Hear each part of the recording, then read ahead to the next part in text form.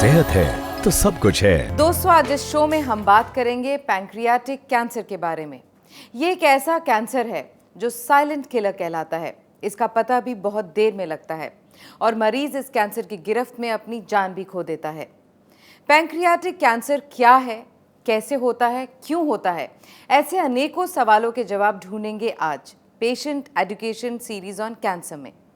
और इस टॉपिक पर रोशनी डालेंगे डॉक्टर यूसुफ मेमन, जो एक जाने माने ऑन्कोलॉजिस्ट हैं। रायपुर छत्तीसगढ़ में अपने संजीवनी कैंसर हॉस्पिटल में डॉक्टर मेमन रोज कैंसर पेशेंट्स का इलाज करते हैं और कैंसर को मात देते हैं। आइए उनका स्वागत करते हैं। Doctor Memon, welcome to the show. Doctor साहब, ये जो लंग कैंसर है, ये होता क्यों है और कैसे होता है, और इसके रिस्क फैक्टर्स हमें बताएं। देखिए, ऑब्वियसली लंग कैंसर का एक इम्पॉर्टेंट रिस्क फैक्टर है, वो है environmental, that is tobacco. Tobacco is a very harmful for our lung tissues. जब वो स्मोक के रूप में जब हम उसको अपने शरीर के अंदर लेते हैं तो हमारे जो ब्रोंकियोल्स हैं और एल्वियोलाइज हैं, जो लंग के पार्ट हैं, इनमें इनकी सेल्स में कुछ ऐसे परिवर्तन होते हैं जिसकी वजह से ये कैंसरस सेल में बदल जाते हैं, नॉर्मल सेल्स, और इस तरह से कैंसर शुरू होता है। तो हमने ये पाया है कि लंग कैंसर्स में 90% केसेस में ये एनवायरमेंटल फैक्टर्स होते हैं और 10% केसेस में ये हेरिडिटरी फैक्टर्स होते हैं। और उन एनवायरमेंटल फैक्टर्स में भी most important thing is tobacco use. Tobacco in any form, either chewable और स्मोकिंग फॉर्म। डॉक्टर साहब, लंग कैंसर और तंबाकू में क्या कनेक्शन है?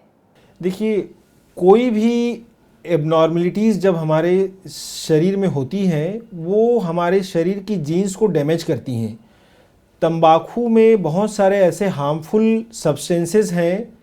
आई can say more than 4000 chemicals are there in tobacco, in which 40 chemicals are there which are related with the cancer. ये cancer के कारक हैं, they are factors for causing cancer. ये जो कारक हैं, ये जो फैक्टर्स हैं, ये हमारे शरीर की जो नॉर्मल सेल्स हैं उनकी जीन को डैमेज करते हैं, और इस जीन की डैमेज की वजह से जो नॉर्मल सेल्स हैं वो कैंसरस सेल में बदल जाते हैं। डॉक्टर, क्या उन लोगों को भी लंग कैंसर हो सकता है जो तंबाकू का सेवन नहीं करते हैं?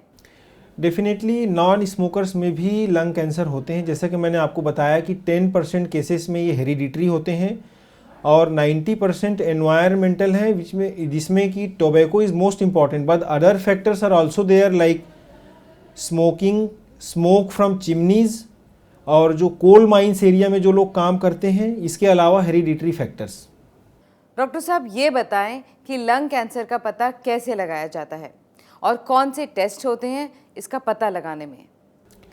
जैसे कि मैंने आपको बताया, स्क्रीनिंग वो प्रक्रिया है जो कि, जैसे मैं आपको हिंदी में बताऊं, कि लक्षणहीन आबादी में, मतलब ऐसी आबादी में, ऐसे पॉपुलेशन में जहां की कोई सिम्टम नहीं है, शंकाहीन लोगों में, मतलब जबकि हमको डाउट भी नहीं है, तब भी हम खुद से होकर जाकर वहां जांच करते हैं या उनको हम अपने यहाँ बुलाकर जांच करते हैं। इसे हम कहते हैं स्क्रीनिंग। और screening is very much helpful in high risk population, particularly जो, जैसे लंग कैंसर की हम बात करें तो जो लोग तंबाकू और स्मोकिंग जो करते हैं उनको रेगुलर स्क्रीनिंग करानी चाहिए। बहुत ही सस्ते और चीप टेस्ट्स हैं, जैसे कि एक्सरे चेस्ट इज़ वर्थ 150 और 200 रुपीज़। लेकिन अगर हमारे शरीर में खांसी हमको बार बार हो रही है, हम स्मोकिंग करते हैं, साल में एक बार हम एक्सरे चेस्ट कराएं, अगर हमारे लंग्स में कोई स्पॉट दिखता है, we can easily diagnose that there is something going wrong in our body. उसके अलावा जब इस तरह की चीज़ों से, ये एक्सरे से ये कंफर्म होता है, दूसरा इसमें एक इम्पॉर्टेंट टेस्ट है, वो है एग्जामिनेशन ऑफ स्पूटम।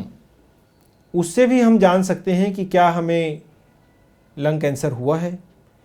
इसके अलावा अगर ये डायग्नोज होता है या उसका डाउट है तो कुछ और टेस्ट हैं, जैसे CT scan and bronchoscopy. These are sophisticated tests and advanced tests for diagnosing lung cancer. Like, share, subscribe for more such informative videos.